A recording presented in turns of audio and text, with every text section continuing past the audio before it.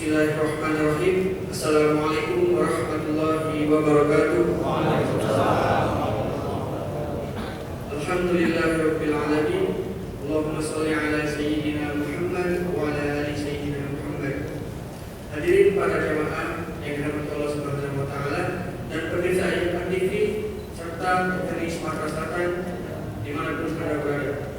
Alhamdulillah segala puji bagi Allah Subhanahu wa taala yang telah memberikan kita nikmat sehat dan iman. Selawat dan salam dapat kita curahkan kepada junjungan kita Nabi besar Nabi Muhammad sallallahu alaihi wasallam. Allahumma shalli ala sayyidina Muhammad wa ala ali sayyidina Muhammad. Alhamdulillah pada hari ini Selasa 4 Ramadan 1446 Hijriah atau yang berdekatan dengan 4 Maret 2025 Miladiah telah hadir bersama kita guru kita Al-Mukarram Al-Habib Alwi bin Isa Assegaf yang akan menyampaikan ceramah dengan pembahasan fikih bab puasa. Dan kami informasikan kepada para jemaah yang ingin bertanya terkait pembahasan pada kali ini, mempersilakan untuk mengangkat tangan dan menunjuk mikrofon yang telah disediakan dan menyebutkan nama dan asal. Sebelum kita memulai ceramah pada kesempatan kali ini, marilah kita bersama-sama membaca kitab surah Al-Fatihah. Al-Hazimiyah wa al-Hadratin Nabi Mustafa Muhammad sallallahu alaihi wasallam. Al-Fatihah.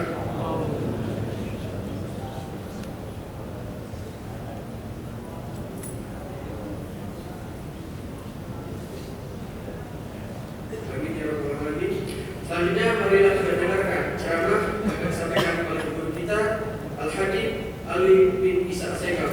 Pada Habib alaihi falyatafaddal mashkur. Sallu ala Nabi Muhammad. Bismillahirrahmanirrahim. Alhamdulillahirabbil alamin. Allahumma shalli wa sallim ala sayyidina Muhammadin wa ala alihi wa ashabihi ajma'in. Subhanaka la ilma lana illa ma 'allamtana innaka antal alimul hakim. Rabbi shrah li sadri wa yassir li amri wahlul 'uqdatam min lisani yafqahu qawli.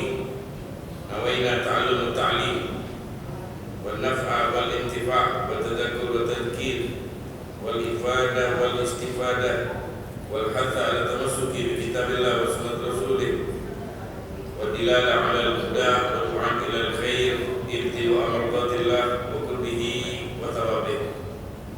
Ma'asyiral hadirin, alhamdulillah kita bersyukur kepada Allah pada hari ini, hari Selasa, di hari yang keempat berpuasa di bulan Ramadan.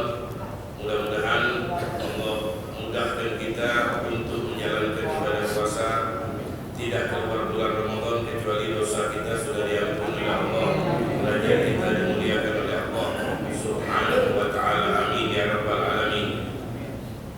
Ma'asyiral hadirin, kita bakal membaca pada saat ini, biasa kita baca kitab fikih. Karena bertepatan dengan bulan Ramadan, alangkah bagusnya kita baca ahkam siyam, tentang bab berpuasa di bulan Ramadan. Puasa di bulan Ramadan itu hukumnya wajib. Sudah setiap orang tahu kalau puasa itu wajib. Dalilnya dalam ayat Al-Quran surah Al-Baqarah, Allah berfirman, Ya ayyuhalladzina amanu kutiba alaikumus siyam kama kutiba 'alal ladzina min qablikum la'allakum tattaqun. Wahai orang-orang yang beriman, diwajibkan kepada kalian puasa. Ini ayat ini. Ayat ini diwajibkan di tahun kedua Hijriah. Tahun kedua Hijriah di bulan Sya'ban. Dan Rasulullah SAW berpuasa 9 kali bulan Ramadan. 9 kali bulan Ramadan. Tisku Ramadan wahid kamil wa samaniyah nawaqis. Jadi Rasulullah SAW berpuasa selama 9 kali di bulan Ramadan. Dalam hadis Rasulullah SAW bersabda, qala buniyal Islamu ala khamsin. Islam itu dibangun atas 5 hal. Yang pertama, syahadatu an la ilaha illallah, bersyahadat tiada Tuhan selain Allah, wa anna Muhammad Rasulullah, wa iqamis shalah, yang kedua mendirikan salat, wa ita'uz zakat, yang berikutnya membayar zakat,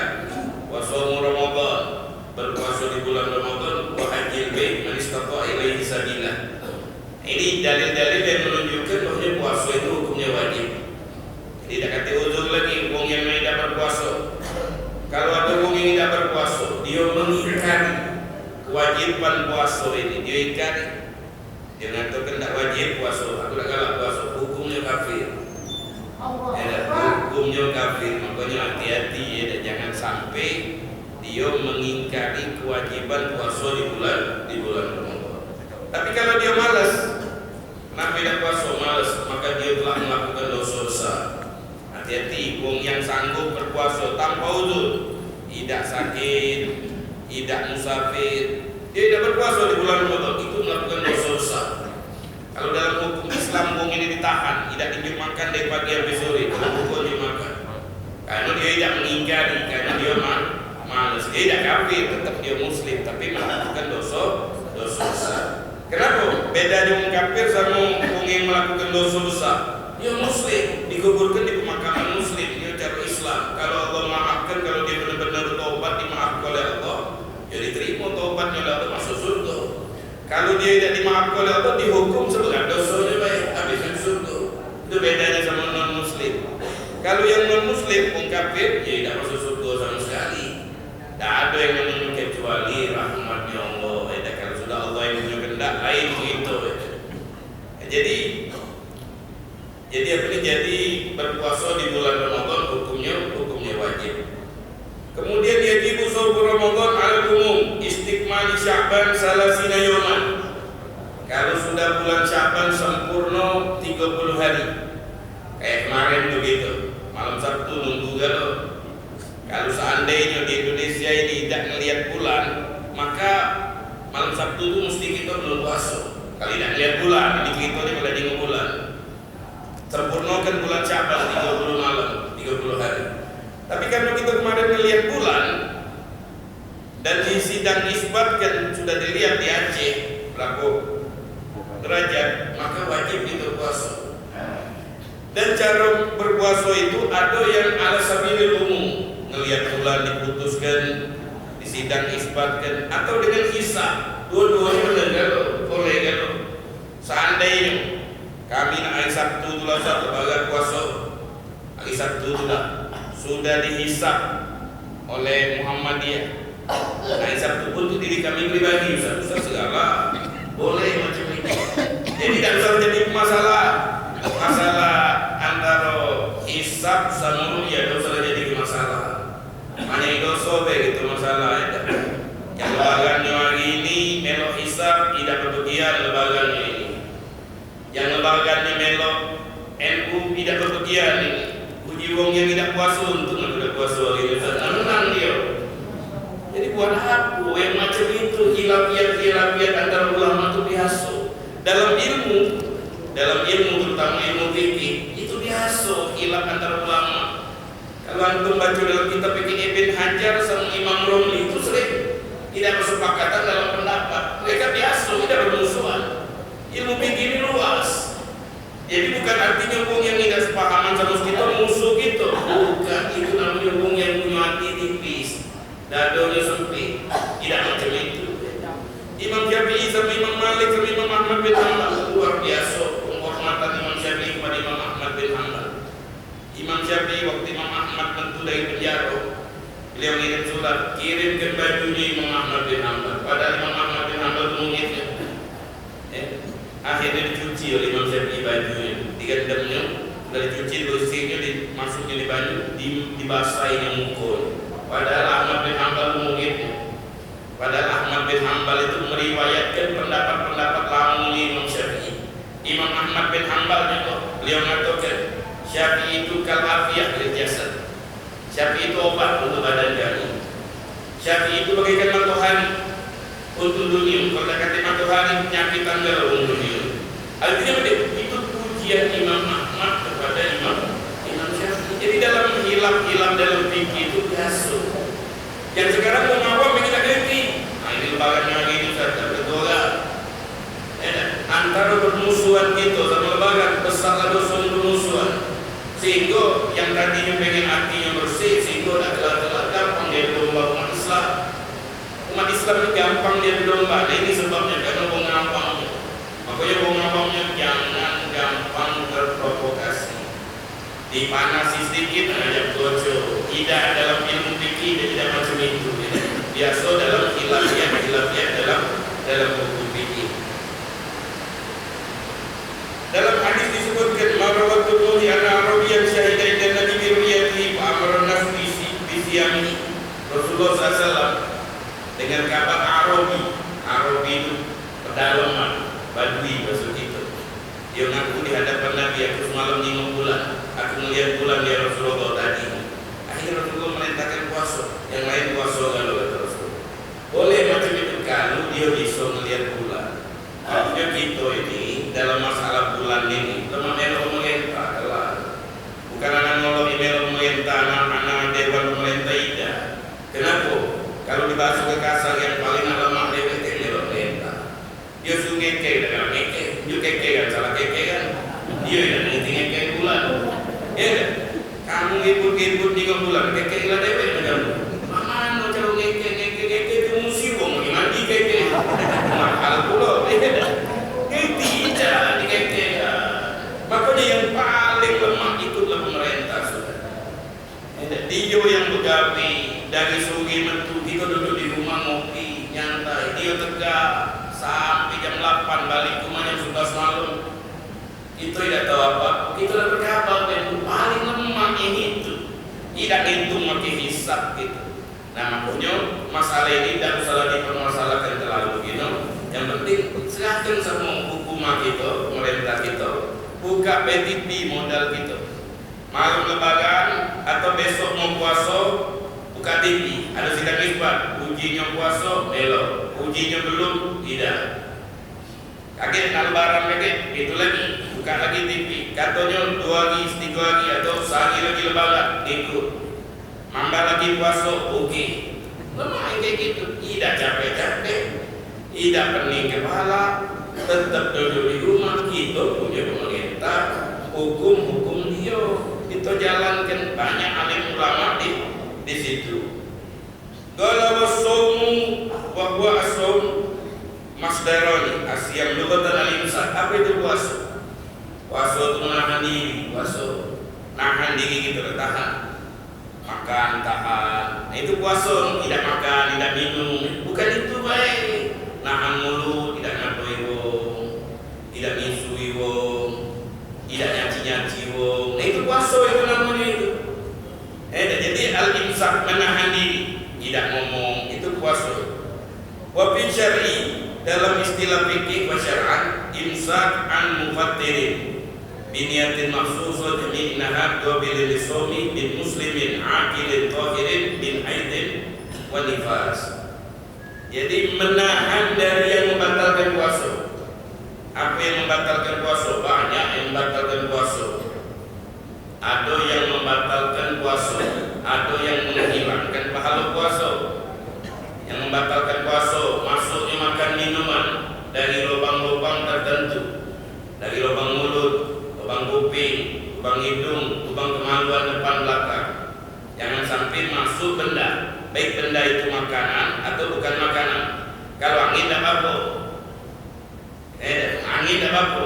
Suri-suri lewat depan menjual gorengan, ngisep itu tidak apa-apa, ngisep jangan dimakan.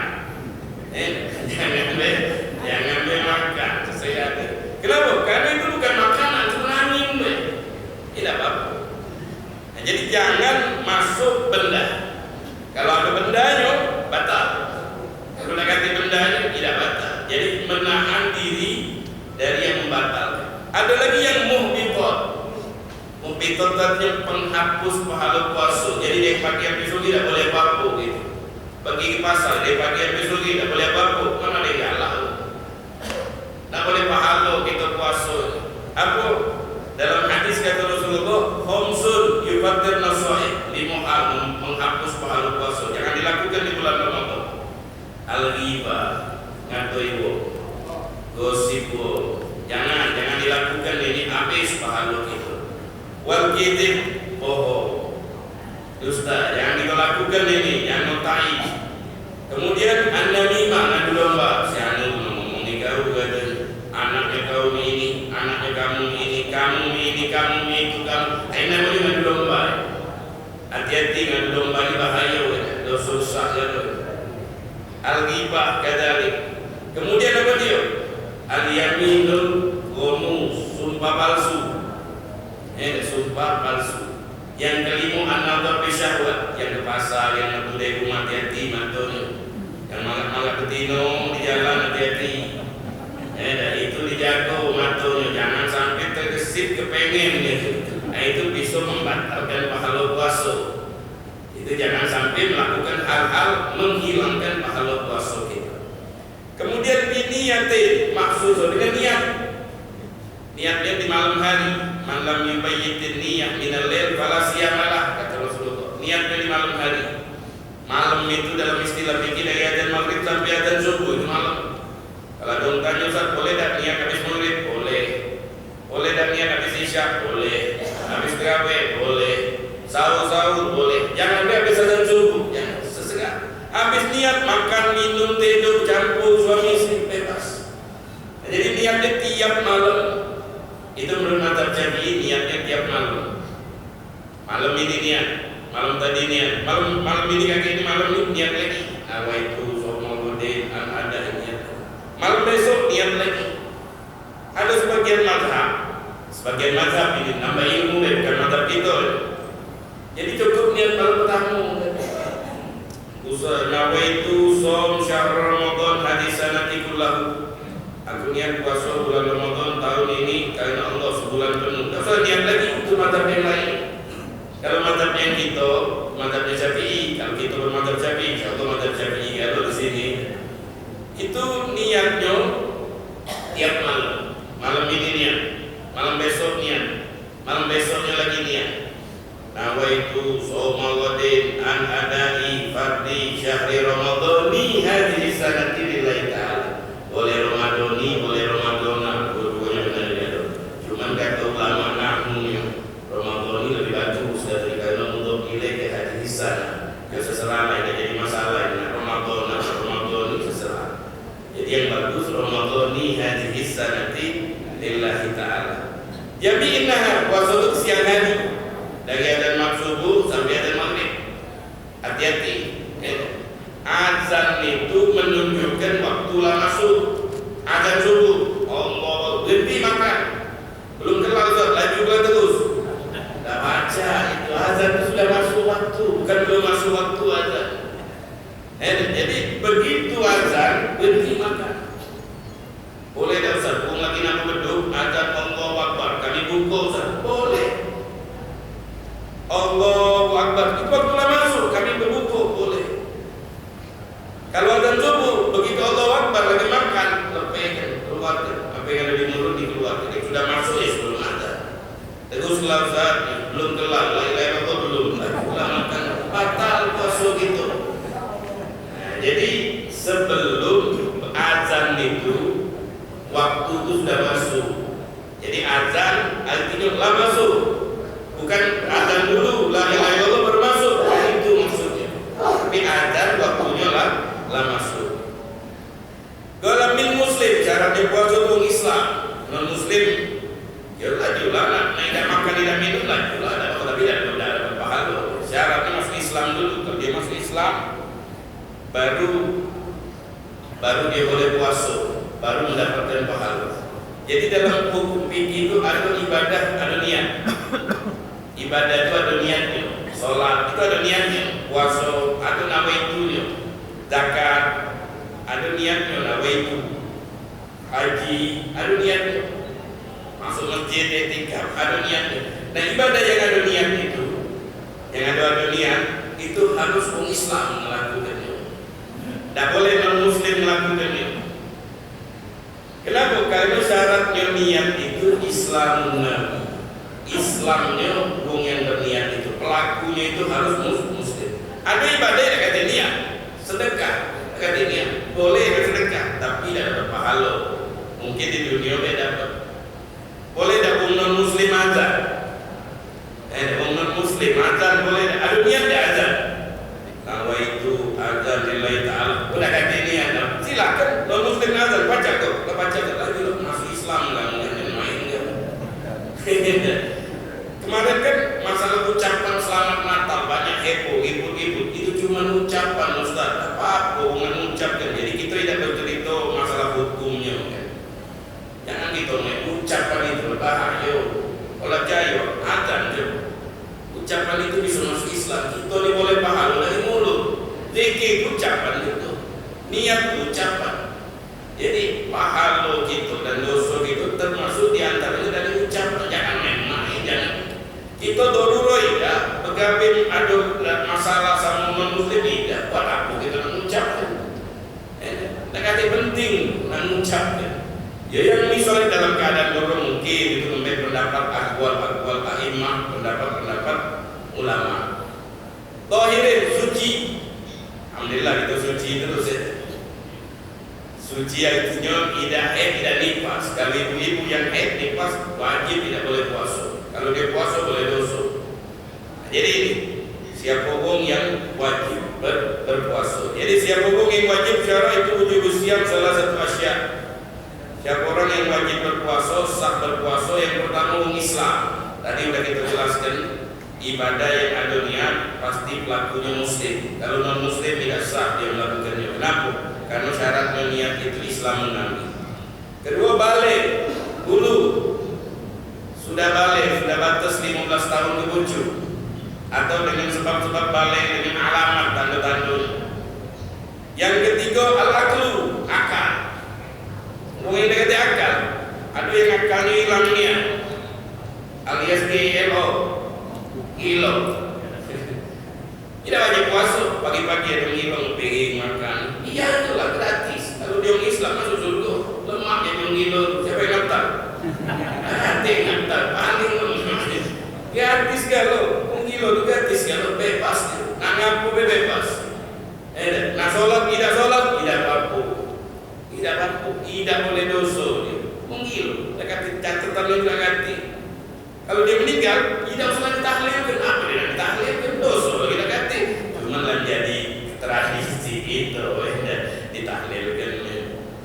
Ada orang yang akal gara-gara pelupa biasa. Kalau pelupa sedikit, orang pikul wajib tak usah puasa. Kalau pelupa itu sedikit, tak apa puasa tetap. Kalau pikulnya lah banyak, itu tak wajib puasa.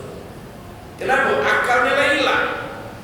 Tapi kalau lupa masih hitung duit masih baca, sudah puasa lah lupa sedikit-sedikit. Hitung duit masih tinggi, yang puasa jejak pikul. Tidak, ya tetaplah puasa lagi. Jadi wong yang akalnya masih sehat, namun ini wajib dia puasa. Kecuali kalau akalnya lah nak ganti lagi wong gilo, atau yang dibujuk wong gilo tadi yang akalnya udah pikul lah, penyakit itu. Itu boleh dia tidak berpuasa. Wong yang sudah parah. Kalau cuma sedikit, kadang-kadang lupa, kadang-kadang makan sepiring, itu mendingan beda dan tetap dia wajib berpuasa. Wal qudra 'ala shaum, sanggup berpuasa bukan sakit atau musafir. Dalam ayat Al-Qur'an sebutkan wa man kana minkum maridun aw 'ala safarin fa iddatun min ayyamin ukhra ay mu'attara fa iddatun min ayyamin ukhra. Wong yang sakit memang masyarakat syadidah ya. Sakit sangat, sakit terluweh badan meriang makan masih nafsu, tak puasa.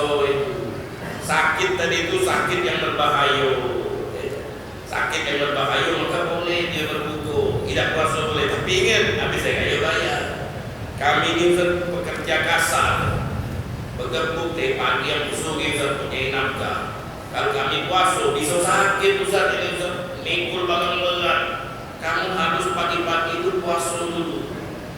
Puasa dulu, bukan buntung di pasar. Mikul barang, Masya Allah banyak. Untuk menyelapkan bininya kewajiban. Boleh lah itu puasa, dia harus puasa. Kakek kau tengah jalan, dia banyak mikul, anginan, buka lah. Berarti dia buka itu bukan mikulnya, bukan sakitnya. Kalau sakit yang boleh kan.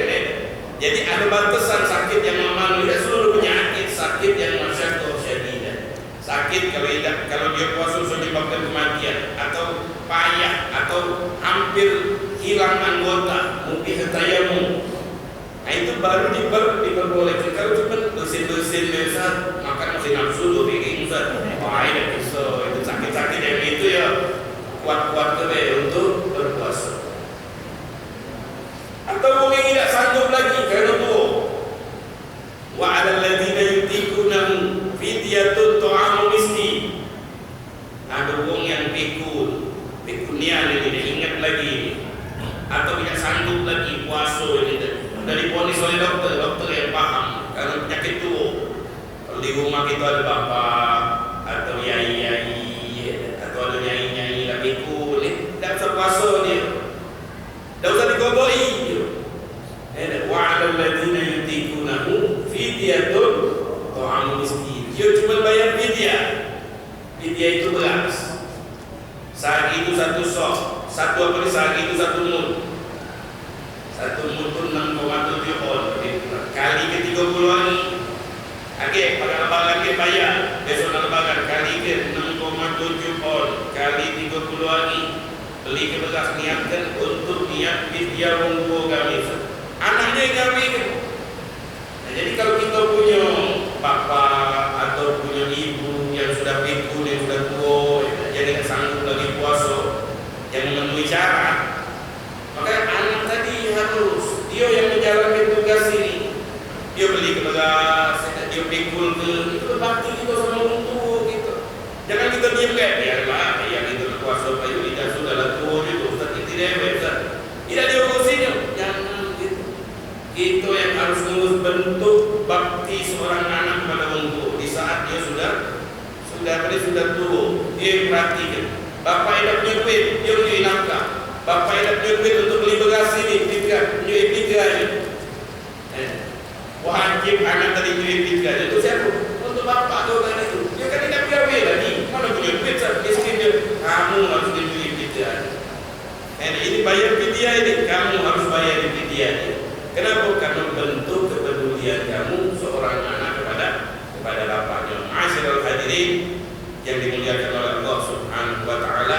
Jadi kalau orang yang sudah pikun atau orang yang sudah uzurlah tidak sanggup lagi berpuasa, tidak lagi karena penyakit tua, setelah diponis oleh dokter, maka boleh bagi dia tidak berpuasa dan tidak usah bayar qada tapi bayar fidyah. Dalilnya ini wa 'alal ladzina yutiqunahu fidyatun ta'amu miskin. Wa 'alal ladzina, untuk orang yang yutiqunahu artinya adalah yang dibuang. Ayat ini tafsirannya adalah orang yang tidak mampu puasa. Tidak mampu puasa dengan itu fidyatun, bayar fidyah. Apa fidyah itu? Makanan untuk fakir miskin. Satu hari satu mud. Satu mud itu 6,7 on. 30 hari satu untuk kami dan puasa. Kali ke 30. 6,7 on kali 30. Beli beras. Kamu 3 hari juga beli. Bacakan, niatkan untuk orang tua kita pakai miskin. Atau tafsiran ayat ini wa 'alal ladzina yutiqunahu, orang yang mampu tapi dulunya sekarang tua. Jadi yutiqunahu sabiqun. Dulunya mampu, sekarang tidak mampu lagi. Fidyatun ta'amu miskin. Atau ayat ini dihapus hukumnya. Dulu di awal Islam, dulu. Kalau masuk bulan Ramadan boleh milih. Ini awal Islam, hukumnya lah dihapusin. Nak puasa atau nak bayar fidyah? Tahun ini aku nak puasa Ustaz. Cuacanya sedang hujan-hujan itu puasa. Ini musim kopi Ustaz, nak puasa bayar fidyah. Boleh, itu di awal-awal Islam. Setelah turun ayat faman syahida minkum syahra falyasum, siapa yang ingin bulan wajib puasa, dihapuslah hukum ini. Jadi kalau ingin bulan Ramadan maka wajib kita menjalankan ibadah puasa. Kita harus berpuasa. Masyaallah hadirin yang dimuliakan oleh Allah Subhanahu wa taala, mudah-mudahan ilmu nasihat-nasihat ini bisa bermanfaat, menjadi hamba yang taat, diterima puasa kita oleh Allah, tidak kekurangan Ramadan dari dosa-dosa kita sudah diampuni oleh Allah. Pahala kita dilipat gandakan. Allahumma as'idna bi lailatul qadar wa atina aja.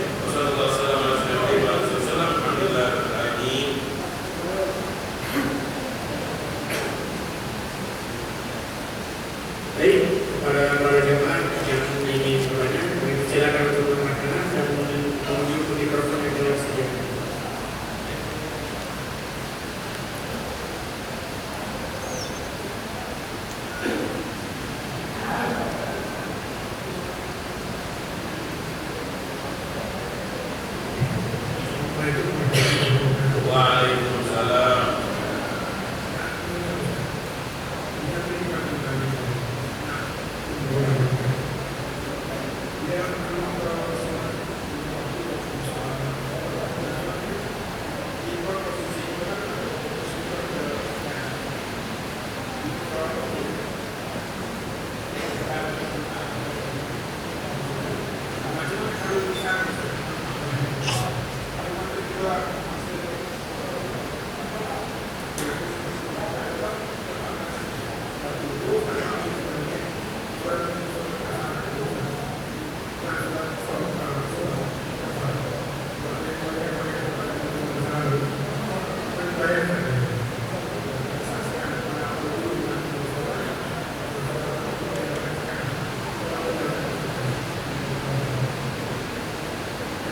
Jadi ini ada dua pertanyaan.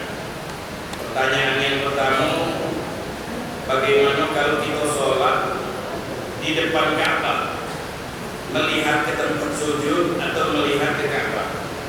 Jadi dalam kitab fikih disebutkan, itu kalau kita sholat dimanapun, itu harus melihat tempat sujud. Kenapa tempat sujud yang kita lihat? Karena itu lebih khusyuk. Jangan lihat ini pada, tapi lihat tempat sujud. Ada sebagian ulama yang mengatakan ada beberapa hal kita tidak melihat tempat sujud, karena lebih mendatangkan khusyuk. Jadi sebabnya melihat tempat sujud ada sebabnya dulu. Sebabnya supaya khusyuk. Ada beberapa hal kita kata ulama ini tidak melihat tempat sujud. Pertama, di saat kunut kita tidak lihat tempat sujud, tapi melihat isi tangan gitu. Yang kedua, sholat jenazah. Yang di depan tuh inggo-inggo. Karena lebih khusyuk itu jangan mati. Jadi tujuannya itu dia khusyuk. Yang ketiga, afagi itu artinya pendatang. Yang datang dari kota Mekah, baru datangnya, bukan lama. Waktu dia sholat di depan Ka'bah, jangan ingat tempat sujud, tapi ingat Ka'bah. Itu pendapat sebagian ulama.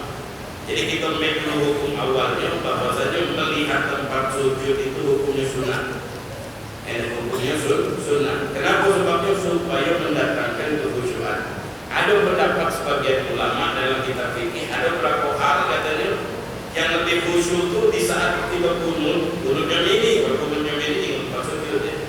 Kalau kunutnya terbuka ini gitu. Tapi ini tempat sujud. Di waktu kunut yang tertutup ini, maka dia melihat telapak tangan. Yang di depan itu waktu sholat jenazah, yang di depan dia melihat rindu umpatan.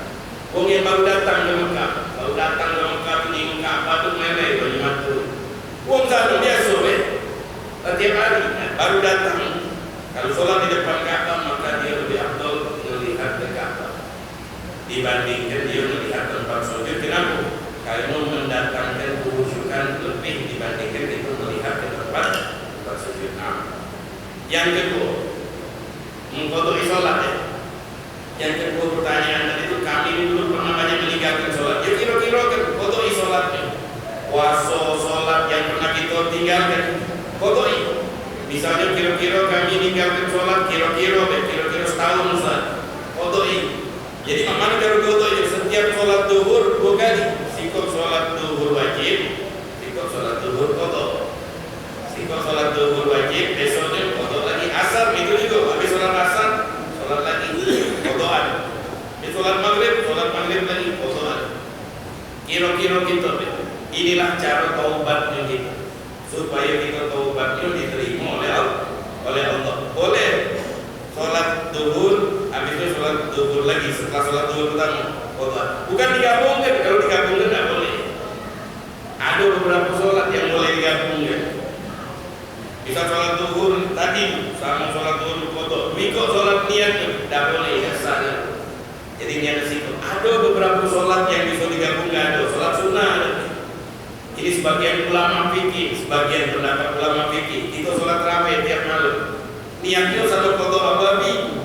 Gabungkan, ini pendapat sebagian ulama. Ingat, bukan seluruhnya. Ada juga ulama yang larang yang ini. Yang tak nama. Ini sebagian ulama mengatakan kalau kamu sholat tarawih, niatnya usolli sunat rokaatain minat tarawih, ada samu foto awabi digabungkan, itu boleh pahalanya dulu itu. Menurut sebagian ulama, karena ngamalkan silakan, tidak ngamalkan secara negas paham atau pandangan dalam kitab fikih, pandangan JKI, tidak. Jadi ini bukan pendapat anak, ini tertulis dalam kitab fikih, bukan pendapat saya. Saya baca dari kitab fikih, saya sampaikan kayak gitu. Nah, jadi kalau kita ada utang sholat, kodokan sholat, ya kodoi berapa banyak? Kira-kira sebulan kodoi selama sebulan kayak tadi jalan. Nah.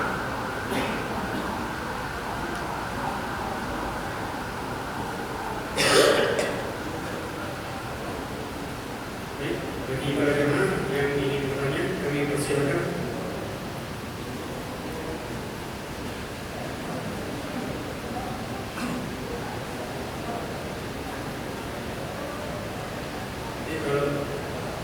Silakan.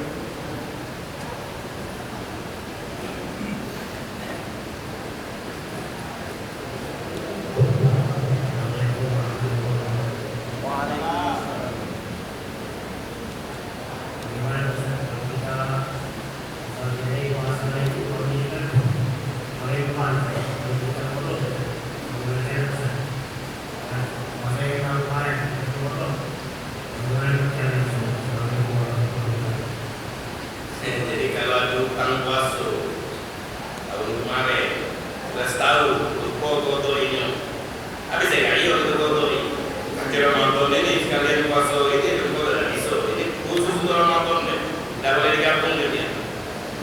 Jadi misalnya kemarin tahun kemarin itu kita ada utang puasa sakit 2 hari, sampai sekarang belum bayar. Mau bayar saat kami mau tobat mau bayar gimana? Habis saya kayu. Habis saya kayu puasa 2 hari, niatnya kodokan dari puasa Ramadan. Bisa nggak digabung dengan Ramadan ini? Tidak boleh. Ini Ramadan ini khusus puasa Ramadan, tidak boleh digabungkan. Nanti hari Kamis kami puasa Senin Kamis sampai puasa Ramadan, bulan puasa juga tidak boleh. Tidak boleh. Khusus Ramadan baik, tidak boleh digabungkan dengan puasa yang lain.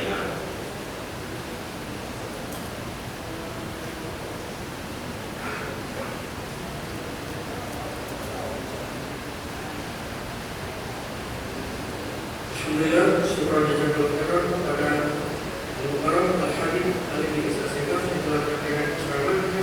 Semoga apa yang beliau sampaikan dapat bermanfaat dan diamalkan oleh kita sekalian. Sebelum kita tutup ceramah kita pada sore ini, bila kita bersama-sama untuk berdoa, dalam ini akan dipimpin oleh Al-Mukarram Al-Habib Ali Isa Sekar.